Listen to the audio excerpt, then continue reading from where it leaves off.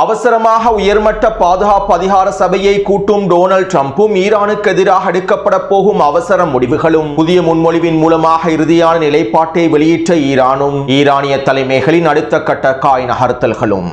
இன்னும் 3 தினங்களுக்குள்ளே ஈரானின் காக் தீவானது வெடிக்கப் போகின்றதா? காக் தீவில் இருக்கக்கூடிய எண்ணெய் உற்பத்தி தளங்கள் முழுமையாக வெடித்து சிதறப் போகின்றனவா? தெற்கு லெபனான் பிரதேசத்திலே அளிக்கப்படும் இஸ்ரேலி ஆக்கிரமிப்பு சிப்பாய்களும் ஹிஸ்புல்லா இராணுவத்தின் வீரியமான தாக்குதல்களும் தெற்கு லெபனான் முழுவதும் மேற்கொள்ளப்பட்டு வரக்கூடிய உச்ச மோதல்களும் பாகிஸ்தானிய மத்தியஸ்தர்களை கிழித்து தொங்கவிட்ட ஈரானின் தேசிய பாதுகாப்பு வெளியுறவு சபையினுடைய ஊடக பேச்சாளர், இன்னும் ஒரு கப்பலை தட்டி தூக்கிய சோமாலியாவின் எதிர்ப்பு குழுக்களும் சோமாலிலேண்டுக்காக நியமிக்கப்பட்டிருக்கக்கூடிய இஸ்ரேலி ஆக்கிரமிப்பு தூதரும் விரிவடையும் சோமாலியாவினுடைய போர்க்களமும் துப்பாக்கிச்சூட்டு தாக்குதல்களை மேற்கொண்ட நபர் தொடர்பாக வெளியாக இருக்கக்கூடிய மேலதிக தகவல்களும் இவற்றுக்கு பின்னால் இருக்கக்கூடிய மொசாடின் திட்டங்களும்.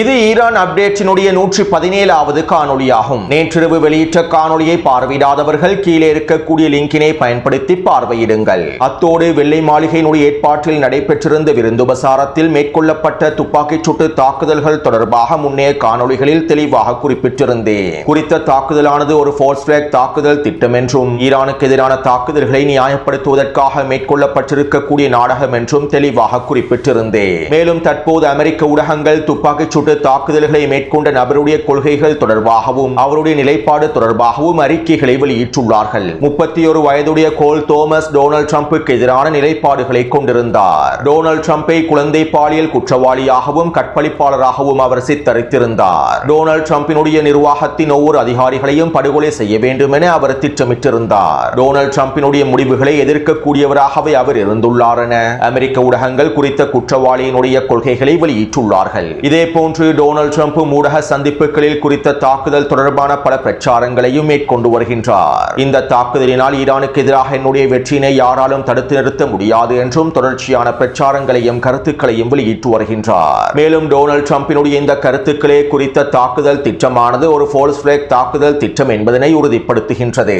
மேலும் இதனை உறுதிப்படுத்தும் வகையில் அமெரிக்காவினுடைய முன்னாள் CIA அதிகாரி லாரி ஜான்சன் இவ்வாறு தெரிவித்துள்ளார். விருந்துபசார நிகழ்விலே நடைபெற்ற துப்பாக்கிச் சூட்டு தாக்குதல்கள் ஒரு அரசியல் நாடகமாகும். பல காரணங்களுக்காக திட்டமிடப்பட்டு மேற்கொள்ளப்பட்டிருக்கக்கூடிய அரசியல் நாடகமாகும். மேலும் இந்த அரசியல் நாடகத்தில் பாதுகாப்பு படைப்பிரிவினர் சரியாக நடிக்கவில்லை. குறித்த துப்பாக்கிச் சூட்டு தாக்குதல் மேற்கொள்ளப்பட்டதும் டொனால்ட் ட்ரம்பே முதலாவதாக காப்பாற்றப்பட வேண்டும். அவரையே பாதுகாப்பான இடத்தை நோக்கி நகர்த்த வேண்டும். ஆனால் இங்கு முதலாவதாக JD வான்ஸ் அவர்களே பாதுகாக்கப்பட்டார். JD வான்ஸுக்கு பின்புதான் பாதுகாப்பு அதிகாரிகள் டொனால்ட் ட்ரம்பை பாதுகாப்பாக உள்நோக்கி நகர்த்தினார்கள். மேலும் இந்த சம்பவம் ஒன்று இவை அனைத்தும் அரசியல் நாடகம் என்பதனை உறுதிப்படுத்துகின்றது. மேலும் இந்த அரசியல் நாடகத்தை இவர்கள் சரியான முறையில் நடிப்பதற்கும் தவறிவிட்டார்கள். அத்தோடு இந்த அரசியல் நாடகத்திற்கு பின்னால் யார் இருக்கின்றார்கள் என்பதும் இதனுடைய திரைக்கதை வசனத்தை யார் எழுதியுள்ளார்கள் என்பதும் அனைவருக்கும் தெரியும் என அமெரிக்காவினுடைய முன்னாள் CIA உளவுத்துறை அதிகாரி லாரி ஜான்சன் அவர்கள் தெரிவித்துள்ளார். அத்தோடு இந்த துப்பாக்கிச்சூடு தாக்குதலை மேற்கொண்ட நபருடைய சமூக ஊடக வலைத்தளங்கள் முடக்கப்பட்டுள்ளன. இருப்பினும் இவருடைய சமூக ஊடக வலைத்தளங்கள் முழுமையாக முடக்கப்படுவதற்கு முன்பு சில சமூக ஆர்வலர்கள் இவருடைய சமூக ஊடக வலைத்தளங்களை முழுமையாக நோட்டமிட்டுள்ளார்கள். இதன்போது துப்பாக்கிச்சூட்டு தாக்குதலை மேற்கொண்டிருக்கக்கூடிய நபர் இஸ்ரேலி ஆக்கிரமிப்பு ராணுவத்தினுடைய சீருடையை அணிந்திருப்பதற்கான தரவுகள் புகைப்படங்கள் கிடைக்கப்பெற்றுள்ளன. அதாவது இஸ்ரேலி ஆக்கிரமிப்பு ராணுவ சிப்பாய்கள் அதிகாரிகள் அணியக்கூடிய டி-ஷர்ட் ஒன்றினை இவர் அணிந்து புகைப்படத்தை வெளியிட்டுள்ளார். கிட்டத்தட்ட 3 வருடங்களுக்கு முன்பே இந்த புகைப்படம் வெளியிடப்பட்டுள்ளது. மேலும் சமூக செயற்பாட்டாளர்கள் குறித்த புகைப்படத்தையும் தற்போது வெளியிட்டுள்ளார்கள். அதாவது துப்பாக்கிச் சூட்டு தாக்குதலை மேற்கொண்டிருக்கக்கூடிய நபருக்கும் இஸ்ரேலி ஆக்கிரமிப்பு ராணுவத்திற்கும் நெருங்கிய தொடர்புகள் இருக்கின்றன. நேரடியாக குறிப்பிடுவதாக இருந்தால் இவர் ஒரு மொசாட் உளவாளியாகவே செயற்பட்டுள்ளார். எனவே இந்த தாக்குதல் திட்டங்கள் அனைத்தும் ஃபோர்ஸ் ஃபிளாக் தாக்குதல் திட்டம் என்பதனையும் இதற்கு பின்னால் மொசாட் தான் இருக்கின்றது என்பதனையும் தற்போது அதிகளவான சமூக ஆர்வலர்கள் சமூக ஊடக வலைத்தளங்களில் செய்திகளை வெளியிட்டு வருகின்றார்கள். மேலும் இவை தொடர்பான தகவல்களை ஈரானிய ஊடகங்களும் வெளியிட்டிருந்தன. அடுத்து சோமாலியாவினுடைய யுத்தக்களம் விரிவடைந்து வருகின்றது. சோமாலியாவுக்குள் இருக்கக்கூடிய 2 பிரிவினைவாதிகள் சோமாலியாவை சோமாலிலாந்து என்கின்ற ஒரு பகுதியாகவும் புண்ட்லாந்து என்கின்ற ஒரு பகுதியாகவும் பிரித்துள்ளார்கள். மேலும் இவ்வாறு சோமாலியா நிலத்திலிருந்து பிரிக்கப்பட்டிருக்கக்கூடிய சோமாலிலாந்து பிரதேசத்தினை இஸ்ரேலிய ஆக்கிரமிப்பு முழுமையாக அங்கீகரித்துள்ளது. மேலும் சோமாலிலாந்தினுடைய ஜனாதிபதியாக அடையாளப்படுத்தப்பட்டிருக்கக்கூடிய அப்துல்லாஹிமும் இஸ்ரேலிய ஆக்கிரமிப்பை முழுமையாக அங்கீகரித்துள்ளார். இவை தொடர்பாக முன்னைய காணொளிகளில் பல விடயங்களை குறிப்பிட்டுள்ளேன். இப்படியான நிலைமையில் தற்போது சோமாலிலாந்துக்கான இஸ்ரேலிய ஆக்கிரமிப்பு தூதரையும் நெட்டன்யாகுவின் அரசாங்கம் அறிவித்துள்ளது. மேலும் சோமாலிலாந்து பிரதேசத்திலே இஸ்ரேலிய ஆக்கிரமிப்பு தூதரகம் அமைக்கப்பட்டுள்ளது.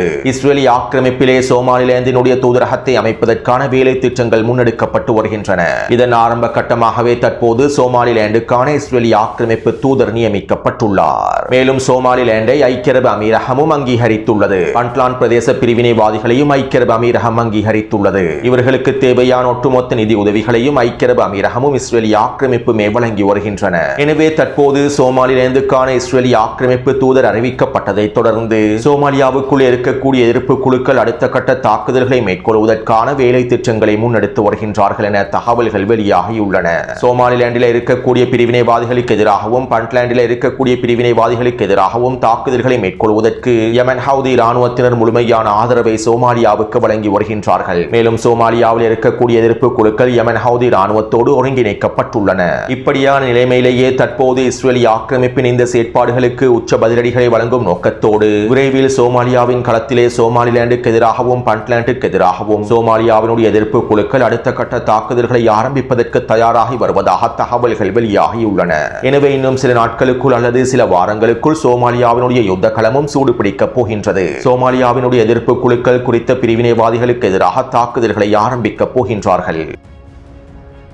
அத்தோடு சோமாலியா இஸ்ரேலிய ஆக்கிரமிப்பின் கப்பல்களுக்கு தடை விதித்துள்ளது. இதற்கமைவாக இஸ்ரேலிய ஆக்கிரமிப்பின் சரக்கு கப்பல் ஒன்றை இலக்கு வைத்து தாக்குதல்களை மேற்கொண்டிருந்தது. மேலும் 2 நாட்களுக்கு முன்பு இஸ்ரேலிய ஆக்கிரமிப்பின் நிறுவனத்தோடு சம்பந்தப்பட்டிருக்கக்கூடிய எண்ணெய் கப்பல் ஒன்றை கைப்பற்றியிருந்தது. சோமாலியாவில் இருக்கக்கூடிய எதிர்ப்பு குழுக்களே இந்த எண்ணெய் கப்பலை கைப்பற்றியிருந்தார்கள். இப்படியான நிலைமையில் நேற்றிரவும் சோமாலியாவின் கடற்பிரதேசத்திற்கு அருகாமையில் இஸ்ரேலிய ஆக்கிரமிப்பு நிறுவனத்திற்கு சொந்தமான இன்னும் ஒரு சரக்கு கப்பல் ஒன்றையும் கைப்பற்றியுள்ளார்கள். தற்போது குறித்த சரக்கு கப்பலை கைப்பற்றி சோமாலியாவினுடைய கடற்பிரதேசத்தை நோக்கி நகர்த்தி இருப்பதாகவும் குறித்த சரக்கு கப்பலில் இருக்கக்கூடிய மாலுமிகள் அனைவரும் கைது செய்யப்பட்டு தடுத்து வைக்கப்பட்டிருப்பதாகவும் தெரிவிக்கப்படுகின்றது. எனவே சோமாலியாவில் இருக்கக்கூடிய எதிர்ப்பு குழுக்கள் இஸ்ரேலிய ஆக்கிரமிப்போடு சம்பந்தப்பட்டிருக்கக்கூடிய 2வது சரக்கு கப்பலையும் கைப்பற்றி விட்டார்கள். மேலும் இந்த நடவடிக்கையானது இனி வரக்கூடிய நாட்களில் அதிகரிக்கப் போகின்றன. மேலும் சோமாலியா எதிர்ப்பு குழுக்களுடைய இந்த செயற்பாடுகள் இஸ்ரேலிய ஆக்கிரமிப்புக்கும் அமெரிக்காவுக்கும் அடுத்த கட்ட அழுத்தத்தையும் ஏற்படுத்தியுள்ளன.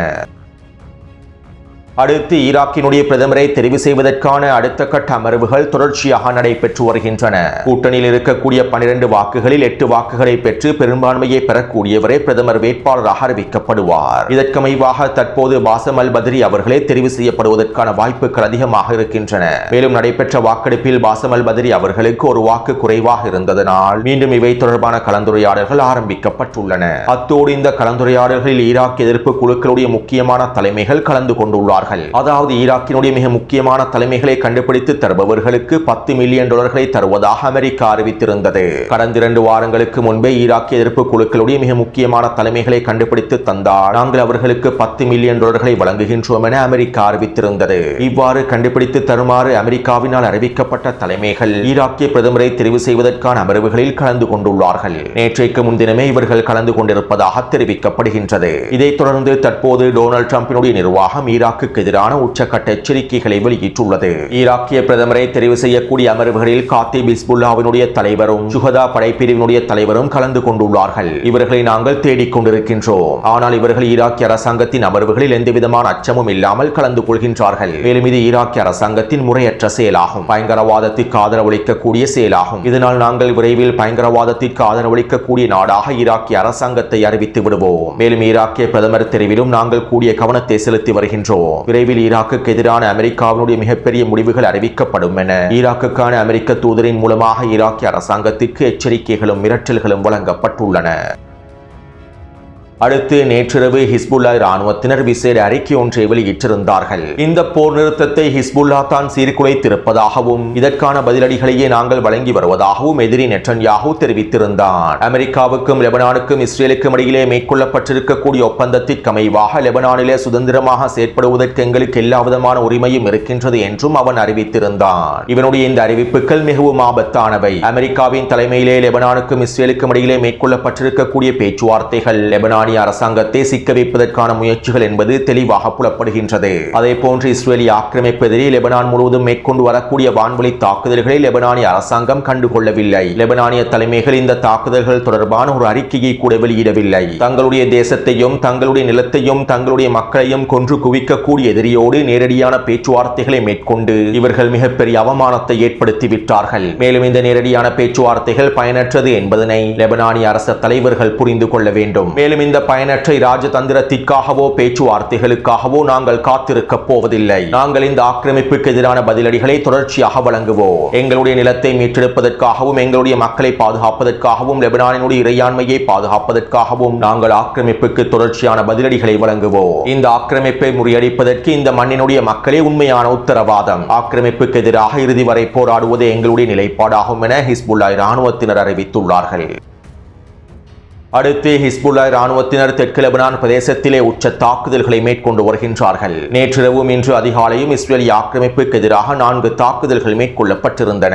இஸ்ரேலிய ஆக்கிரமிப்பின் தாக்குதல்களுக்கு பதிலடி வழங்கும் நோக்கத்தோடு இந்த தாக்குதல்கள் மேற்கொள்ளப்பட்டிருந்தன. இதற்கமைவாக தைபே மற்றும் தேர்சிரியன் பிரதேசத்திலே நிலை கொண்டிருக்கக்கூடிய இஸ்ரேலிய ஆக்கிரமிப்பு சிப்பாய்களை இலக்கு வைத்து டசன் கணக்கான ட்ரோன் தாக்குதல்களை மேற்கொண்டுள்ளார்கள். இந்த தாக்குதலிலே கிட்டத்தட்ட 15க்கும் அதிகமான இஸ்ரேலிய ஆக்கிரமிப்பு சிப்பாய்கள் கொல்லப்பட்டும் படுகாயங்களுக்கும் உள்ளாக்கப்பட்டுள்ளார்கள். அதே நேரம் இந்த தாக்குதலில் 10 சிப்பாய்கள் படுகாயமடைந்திருப்பதனை இஸ்ரேலிய ஆக்கிரமிப்பு ஊடகங்கள் ஒப்புக்கொண்டுள்ளன. மேலும் குறித்த தாக்குதலிலே கொல்லப்பட்ட படுகாயமடைந்த சிப்பாய்களை ஹெலிகாப்டர்களில் ஏற்றிச் செல்லக்கூடிய காணொளிகள் கசிவடைந்திருந்தன. அவற்றை டெலிகிராம் சேனலில் பதிவிட்டுள்ளேன். இந்த தாக்குதல்களை தொடர்ந்து அல் பயாதா பிரதேசத்திலே நிலை கொண்டிருக்கக்கூடிய ஆக்கிரமிப்பு ராணுவத்தை இலக்கு வைத்தும் ட்ரோன் தாக்குதல்களை மேற்கொண்டுள்ளார்கள். இதிலே 5 சிப்பாய்கள் கொல்லப்பட்டும் படுகாயமடைந்திருப்பதாகவும் தெரிவிக்கப்படுகின்றது. இதேபோன்று தெற்கு லெபனான் எல்லை பிரதேசத்திலே நிலை கொண்டிருக்கக்கூடிய இஸ்ரேலிய ஆக்கிரமிப்பின் 2 மெர்காவா போர்த்தங்கி வாகனங்களை இலக்கு வைத்தும் தாக்குதல்களை மேற்கொண்டுள்ளார்கள். டசன் கணக்கான கவச எதிர்ப்பேவுகணை தாக்குதல்களை மேற்கொண்டுள்ளார்கள். இந்த தாக்குதலிலே கவச படைப்பிரிவினுடைய 2 மெர்காவா போர்த்தங்கி வாகனங்கள் அளிக்கப்பட்டிருப்பதாகவும் கோலானி படைப்பிரிவினுடைய மிக முக்கியமான கட்டளை தளபதி ஒருவர் கொல்லப்பட்டிருப்பதாகவும் தெரிவிக்கப்படுகின்றது.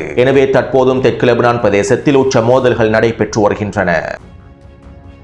அடுத்து பாகிஸ்தான் தொடர்பாகவும் பாகிஸ்தானிய மத்தியஸ்தர்களுடைய நிலைப்பாடுகள் தொடர்பாகவும் ஈரானிய தேசிய பாதுகாப்பு சபையினுடைய ஊடக பேச்சாளர் இப்ராஹிம் ரசாய் அவர்கள் இவ்வாறு தெரிவித்துள்ளார். பாகிஸ்தான் எங்களுடைய நல்ல நண்பரும் அண்டை நாடும் ஆகும். ஆனால் அது பேச்சுவார்த்தைகளுக்கு பொருத்தமான மத்தியஸ்தர் அல்ல.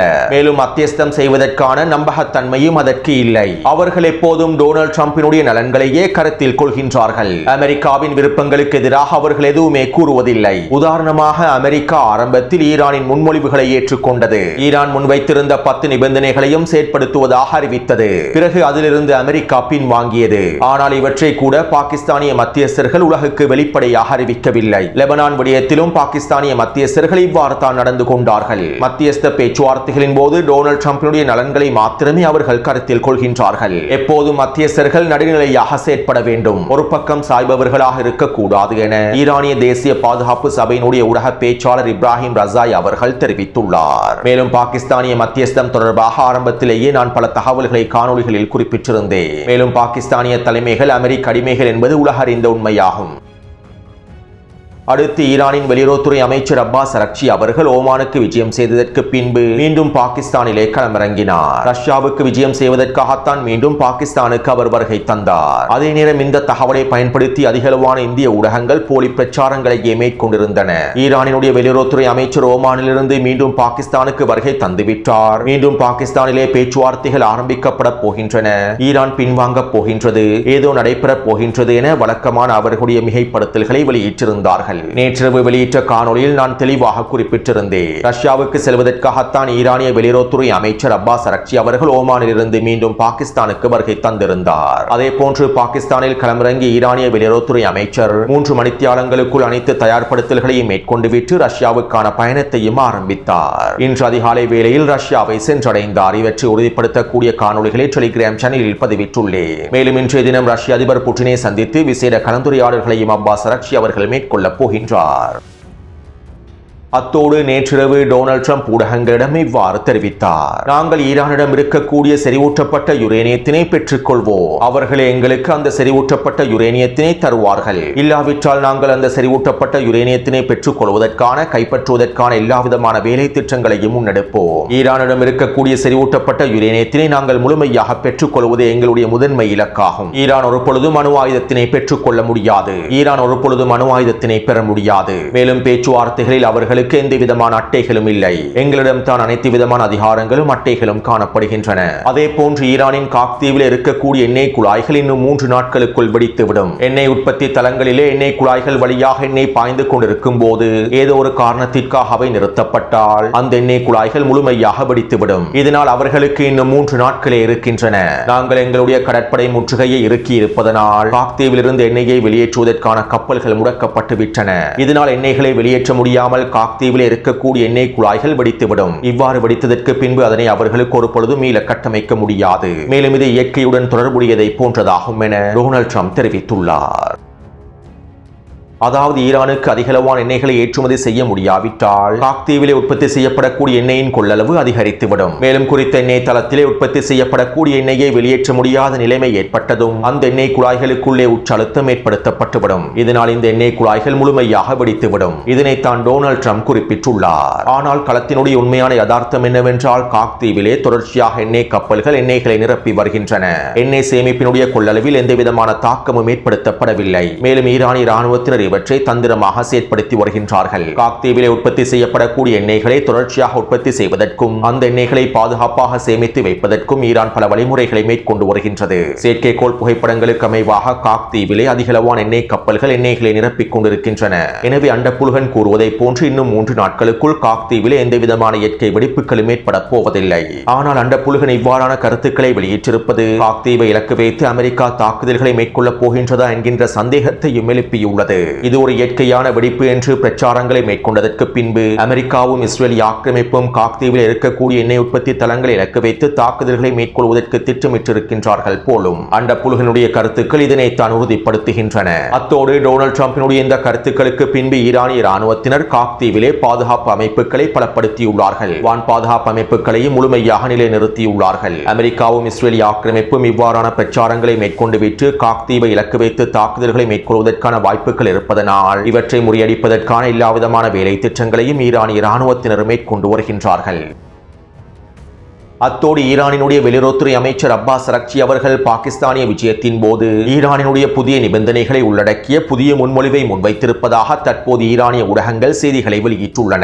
மேலும் ஈரான் முன்வைத்திருக்கக்கூடிய புதிய நிபந்தனையில் இவ்வாறு தெரிவிக்கப்பட்டுள்ளது. இதற்கு பிறகு இந்த போரை முழுமையாக முடிவுக்கு கொண்டு வருவதற்கான நிபந்தனைகள் தொடர்பாக மாத்திரமே ஈரான் பேச்சுவார்த்தைகளை மேற்கொள்ளும். நீங்கள் இந்த போரை முழுமையாக முடிவுக்கு கொண்டு வந்து ஹெர்மூஸ் ஜலசந்தி பிரதேசம் தொடர்பான புதிய கொள்கைகளை ஏற்றுக்கொள்ள விரும்பினால் அவை தொடர்பான பேச்சுவார்த்தைகள் மேற்கொள்வதற்கு மாத்திரமே ஈரான் முன்வரும். அதே நேரம் அணுசக்தி தொடர்பாகவோ யுரேனியம் செறிவூட்டல் தொடர்பாகவோ இதற்கு பிறகு எந்த விதமான பேச்சுவார்த்தைகளையும் ஈரான் மேற்கொள்ளாது. ஒரு நிரந்தர யுத்த நிறுத்தத்தை ஏற்படுத்துவதற்கான பேச்சுவார்த்தைகளை மேற்கொண்டு அவ்வாறு நிரந்தர யுத்த நிறுத்தம் ஏற்படுத்தப்பட்டதற்கு பின்பு அணுசக்தி திறன்கள் தொடர்பான பேச்சுவார்த்தைகளை மேற்கொள்ளலாம். ஆரம்பத்திலேயே அணுசக்தி திறன்கள் தொடர்பாகவும் யுரேனியம் செறிவூட்டல் தொடர்பாகவும் நாங்கள் பேச்சுவார்த்தைகளை மேற்கொள்வதற்கு விரும்பவில்லை. இந்த யுத்தத்தினை முழுமையாக முடிவுக்கு கொண்டு வருவதற்கு விரும்பினால், நிரந்தர யுத்த நிறுத்தத்தினை ஏற்படுத்துவதற்கு விரும்பினால் பேச்சுவார்த்தை மேற்கொள்ளுங்கள். மேலும் ஈரானுக்கு எதிரான கடற்படை முற்றுகை நீக்கப்படும் வரை ஹெர்மூஸ் ஜலசந்தி பிரதேசம் தொடர்பான பேச்சுவார்த்தைகளும் மேற்கொள்ளப்பட மாட்டாது என ஈரானினுடைய வெளியுறவுத்துறை அமைச்சர் அப்பாஸ் அரக்சி அவர்கள் ஈரானின் இறுதி முடிவை பாகிஸ்தானிய மத்தியஸ்தர்களிடம் ஒப்படைத்துள்ளார். இப்படியான நிலைமையில் இன்று அதிகாலை டொனால்ட் ட்ரம்ப் அவசர பாதுகாப்பு சபை கூட்டத்தினை கூட்டுவதற்கு உத்தரவிட்டுள்ளார். மேலும் இன்றிரவு அவசர பாதுகாப்பு சபை கூட்டம் கூட்டப்படும் என தெரிவிக்கப்படுகின்றது. அணுசக்தி தொடர்பான பேச்சுவார்த்தைகளை பேசுவதற்கு ஈரான் விருப்பத்தினை தெரிவிக்காததனால் ஈரானினுடைய இறுதி நிலைப்பாடு தொடர்பாகவும் ஈரான் ஈரானுக்கு எதிரான அடுத்த கட்ட தாக்குதல்களை ஆரம்பிப்பது தொடர்பாகவும் முடிவுகளை எடுப்பதற்காகவே டொனால்ட் ட்ரம்ப் இன்று அவசர பாதுகாப்பு சபை கூட்டத்தினை கூட்டியுள்ளார் என எக்ஸியோஸ் ஊடகம் தெரிவித்துள்ளது. மேலும் இந்த கூட்டத்திலே ஈரானுக்கு எதிரான இறுதி முடிவுகள் எடுக்கப்படும் என தெரிவிக்கப்படுகின்றது. எனவே இந்த காணொலி தொடர்பான கருத்துக்களை பதிவிடுங்கள். அடுத்த காணொலியை விரைவாக பதிவிடுகின்றேன். தொடர்ந்தும் என்னுடன் இணைந்திருங்கள். நன்றி, வணக்கம்.